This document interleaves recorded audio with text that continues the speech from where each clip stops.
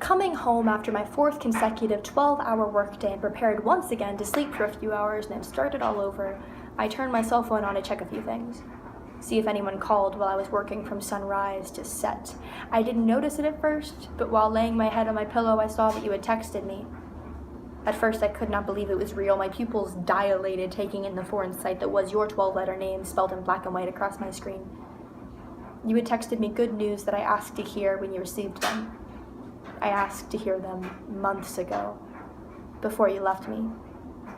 My gut response was to ignore you like you did me all those nights ago, but I paused, swallowed my pride, and congratulated you, just like you wanted me to. I don't know if you contacted me for my sake, or if you were showing off your success without me, or if you were just being a friend. I then replied once more, apologizing for my late response since I'd been working all day. I don't know what it is about me, but I cannot breathe until I've apologized to every living creature that walks the earth, and I've always apologized for whenever I didn't text back right away. And now tonight you haven't replied. I then asked you a question. You still haven't replied. This isn't new for you. You always ignored me. When you broke up with me, you told me it was intentional so you wouldn't lead me on. I figured. And now you haven't replied. I know you're awake. You were always awake. You're probably texting your next prey. I was the second one you were able to capture, and now a third is inevitable and probably overwhelmed by the great news you shared with her on this hot summer night. I checked the calendar next to my bed, and it has been exactly 1 calendar month since you left me. And thinking back all those months ago, I can remember I waited a month after you broke up with girl number 1 before I let you have me.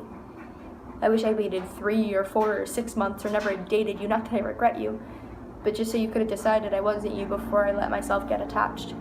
Because now that simple text has me fantasizing that you'll ask to have me back. I'm lost in one-sided conversations in my head about how I'd reply if that were true. And although I know it's impossible, part of me still wants to believe it, just so that I can dream up a world where I could tell you everything I've been thinking in these 30 days since you threw me out. I could scream into the phone about how you made me feel and about how I deserve better, but honestly, I've grown tired of you. Even writing this poem, I find no joy in spelling your name. You don't deserve to be on my mind, you never did, because I made so much room for you, and all you did was take up space without any shred of gratitude. And you made no space for me, at all. I don't even think it ever occurred to you that I might want to, or might deserve to. I don't think I ever truly crossed your mind. I was an afterthought. And so you texting me today in actuality is probably just another afterthought. And so I shouldn't be spending my night thinking about you. I really shouldn't. But knowing me, and knowing the things that I do, I'll probably have another dream about you. I haven't dreamt about you in weeks. I hope it's a nightmare. I couldn't handle waking up feeling like you cared about me again.